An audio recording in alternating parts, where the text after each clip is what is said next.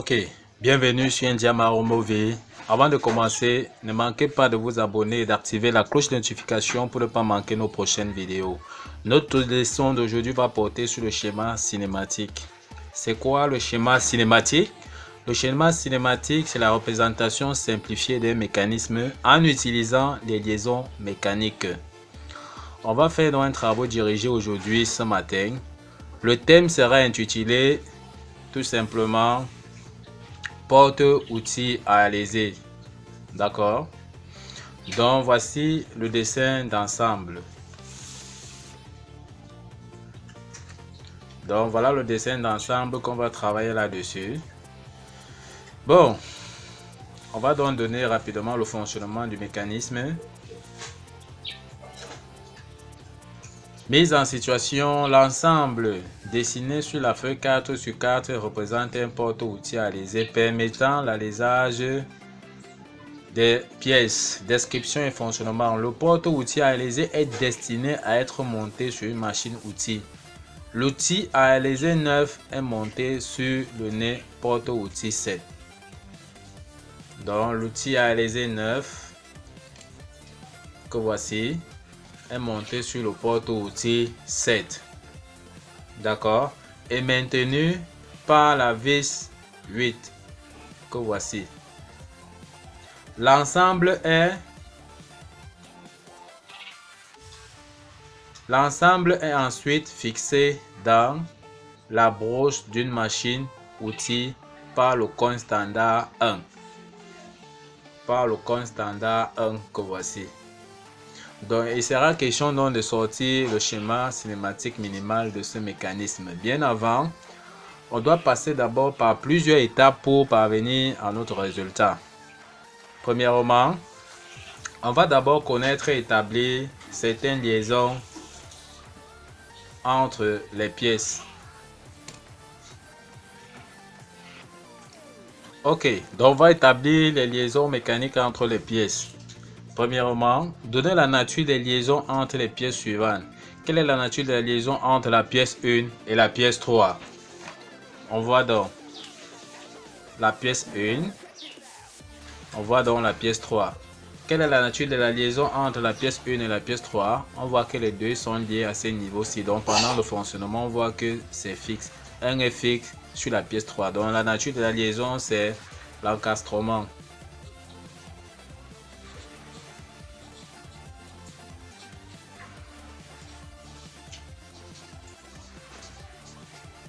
Ou bien une liaison fixe. Maintenant, quelle est la nature de la liaison entre la pièce 6 et la pièce 5? La nature de la liaison entre la pièce 6 et la pièce 5. On voit que l'opérateur tourne ici sur le tambour pour que la pièce 7 puisse translater avec le porte-outils à alléger 9 pour usiner cette pièce. D'accord? Ça veut dire que la pièce 6 tourne uniquement en rotation par rapport à la pièce 5.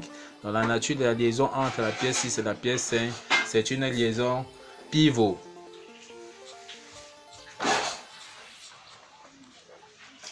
Maintenant, quelle est la nature de la liaison entre la pièce 6 et la pièce 7? On voit donc la pièce 6, on voit la pièce 7. On voit ici un système vis-écrou. Donc, la pièce 6 qui est la vis, la pièce 7 qui est l'écrou. Donc, on voit qu'ici, il y aura donc un filetage là. Donc, système vis-écrou. La nature de la liaison entre la pièce 6 et la pièce 7, c'est donc une liaison hélicoïdale.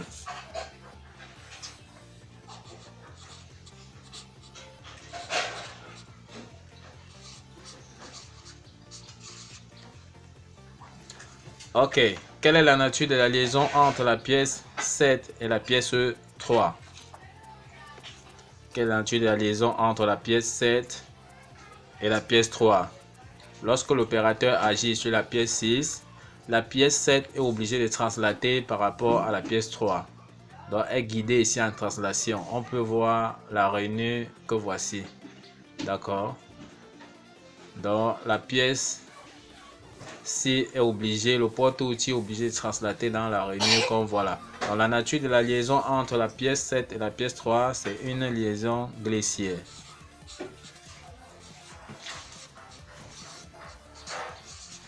Quelle est maintenant la nature de la liaison entre la pièce 7 et la pièce 9?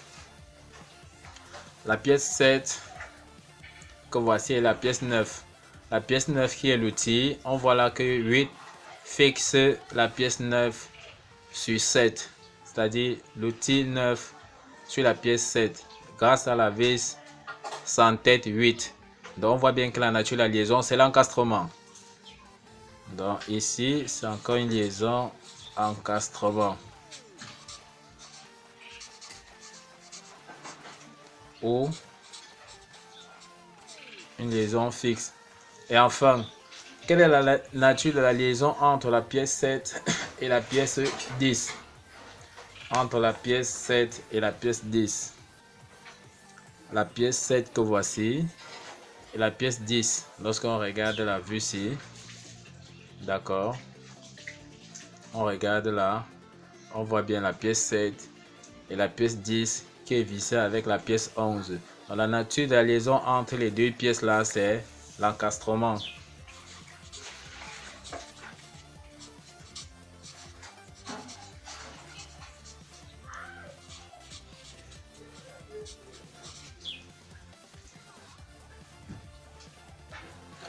Donc, une fois les liaisons mécaniques terminées, on va passer directement sur les classes d'équivalence. D'accord? C'est quoi une classe d'équivalence? C'est un groupe de pièces n'ayant aucun mouvement entre elles. Donc, si la pièce 1 elle se déplace, la pièce 2 se déplace obligatoirement. Si la pièce 1 tourne, la pièce 2 tourne aussi obligatoirement. Donc, on va appeler ça une classe d'équivalence. D'accord? Donc, c'est un groupe de pièces n'ayant aucun mouvement entre elles. Il est à noter que dans le schéma cinématique, il faut exclure les joints, les ressorts et les roulements. Maintenant, on va repartir les pièces de notre dessin d'ensemble en des classes équivalences A, B et C. Alors, il faut donc qu'on complète chaque liste. Dans la classe d'équivalence A, on a mis la pièce 1 et la pièce 2. Dans la classe B, on a mis la pièce 6. Dans la classe C, on a mis la pièce 7 et la pièce 8. Il faut donc qu'on complète ces classes d'équivalence. Quelles sont les pièces qui vont donc entrer dans chaque classe d'équivalence?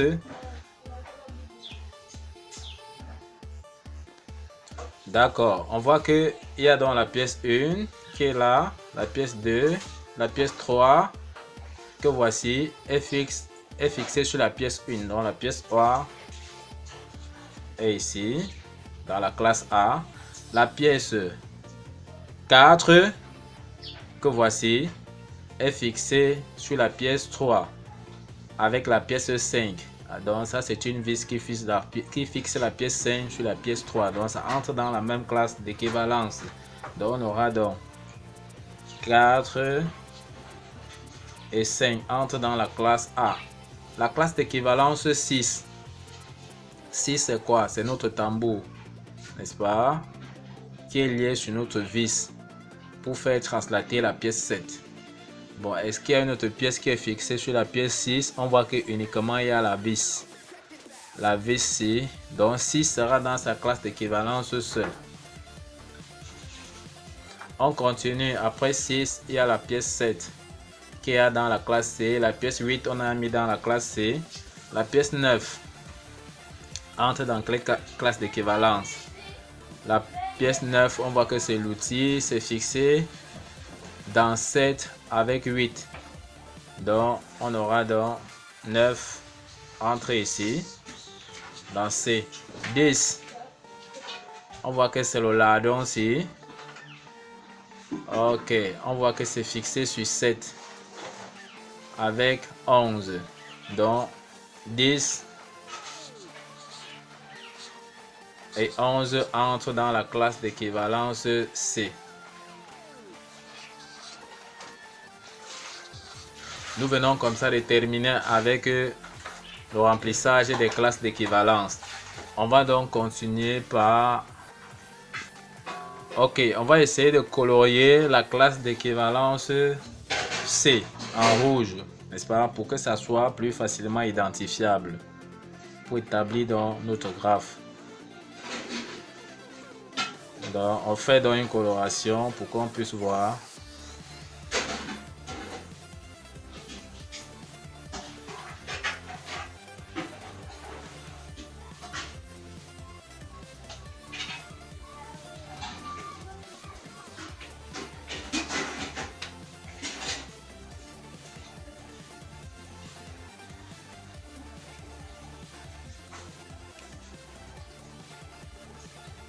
D'accord. On voit bien dans la classe équivalence C.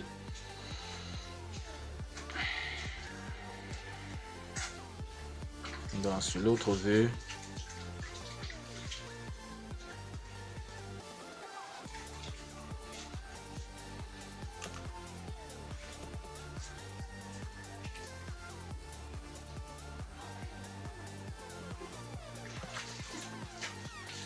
dans la classe d'équivalence C, on est en train de colorier ça avec la couleur rouge pour que ça soit plus identifiable. Donc on voit bien. Maintenant on va donc colorier aussi la classe d'équivalence B, c'est-à-dire uniquement la pièce 6 en une autre couleur. Donc avec la couleur verte. Donc avec la couleur verte,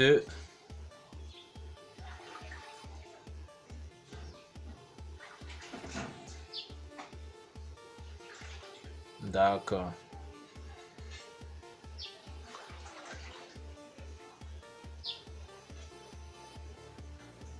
On peut donc voir les différentes classes d'équivalence. Donc, voici la classe d'équivalence A, la classe d'équivalence B et voici la classe d'équivalence C. On va donc établir maintenant notre graphe de liaison. Ok.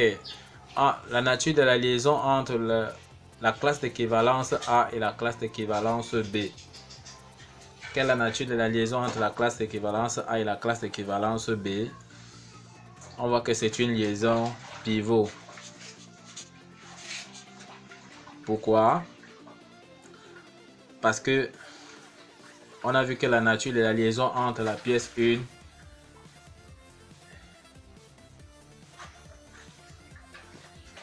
on a vu que la nature de la liaison entre la pièce 6 et la pièce 5, c'est une liaison pivot. Donc la pièce 5 est dans la classe d'équivalence A, la pièce 6 est dans la classe d'équivalence B. Donc on voit que la nature entre les deux classes sera une liaison pivot. Entre la classe B et la classe C, c'est une liaison hélicoïdale.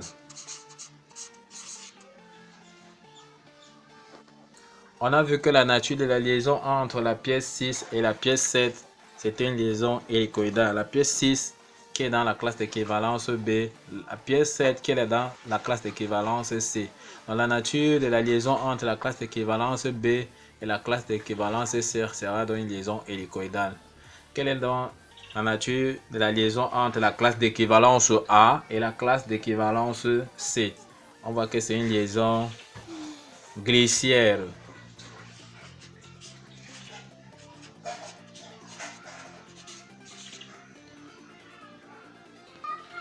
La nature de la liaison entre la pièce 7 qui est dans la classe C et la pièce 3 qui est la classe A, qui est dans la pièce 3 qui est dans la classe A, on a vu que c'était une liaison glissière.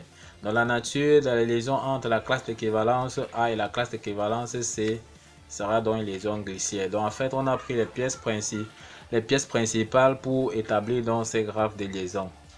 Une fois le graphe de liaison terminé, on va donc passer maintenant à établir notre schéma cinématique minimal.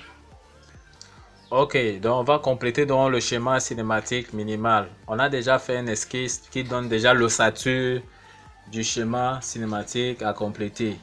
On voit là qu'on a laissé des vides où c'est l'élève ou l'étudiant qui doit venir donc compléter les différentes liaisons là. D'accord? Lorsqu'on voyait donc la classe d'équivalence à ce niveau-ci, on constate que ici là c'était donc une liaison en classement entre la pièce 5 et la pièce 3 à ce niveau. Donc on comprend qu'ici on va donc venir compléter par l'encastrement à ce niveau. D'accord. Parce qu'on a vu. Maintenant, qu'est-ce qu'on constate de la nature de la liaison entre la classe d'équivalence A et la classe d'équivalence B à ce niveau? On a vu que ici, entre la pièce 6 et la pièce 5, il y avait une liaison pivot à ce niveau-ci. Donc entre la classe d'équivalence A et la classe d'équivalence B, c'était dans une liaison pivot. D'accord. Dans ce niveau-ci, on va donc établir une liaison pivot.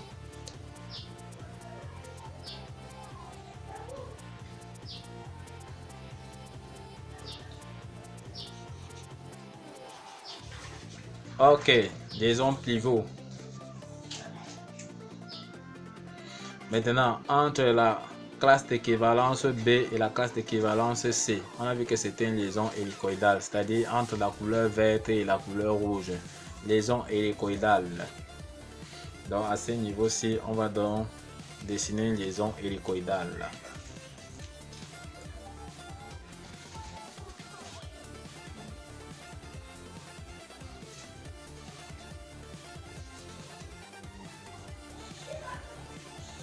Symbole d'une liaison hélicoïdale. Donc entre vert et rouge. D'accord. Maintenant, on a vu que entre la classe d'équivalence C et la classe d'équivalence A, c'est une liaison glissière. D'accord. Entre la couleur blanche et la couleur rouge, c'est donc une liaison glissière. Donc on voit ici, à ce niveau-ci, on va donc dessiner une liaison .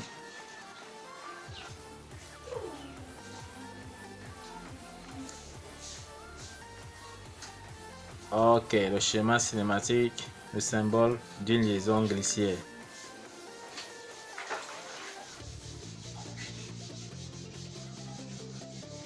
Ça, c'est bien la classe d'équivalence C en rouge. On peut donc voir qu'il y avait donc ici dans la classe A la pièce 2, la pièce 3, la pièce 4, la pièce 5. On peut donc voir la classe d'équivalence A dans la couleur noire que voici. C'est-à-dire il s'agit donc de la partie fixe de notre mécanisme. Maintenant la classe d'équivalence B, on a vu qu'il y avait uniquement la pièce 6. Donc voici la classe d'équivalence B, la couleur verte. On voit ici l'opérateur arrête à ce niveau, tourne la manivelle là, d'accord, et grâce au système vis-écrou qui est ici, on a donc cette pièce-ci, cet ensemble-ci qui est ici et en liaison glissière par rapport à la partie fixe, par rapport au bâti que voici. D'accord, donc ce qui fait qu'on a une translation du porte-outil à réaliser que voici. Donc on a vu que la classe C, dans la classe C, il y avait dans la pièce 7, 8, 9, 10, 11. On peut donc observer le résultat. Donc l'opérateur tourne là. Grâce au système vis-écrou que voici, la pièce, l'ensemble, la classe d'équivalence C qui est en rouge, c'est-à-dire l'ensemble des pièces 7, 8, 9, 10 et 11, est obligé donc de translater par rapport à la partie fixe, c'est-à-dire au bâti qui est dans la classe d'équivalence A.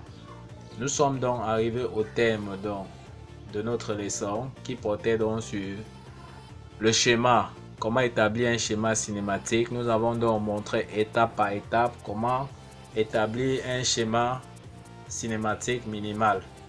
D'accord, que voici. Nous vous remercions donc d'avoir suivi la vidéo de bout en bout. Et ne manquez pas de vous abonner pour ne pas manquer nos prochains cours de dessin technique. Sur ce, à bientôt.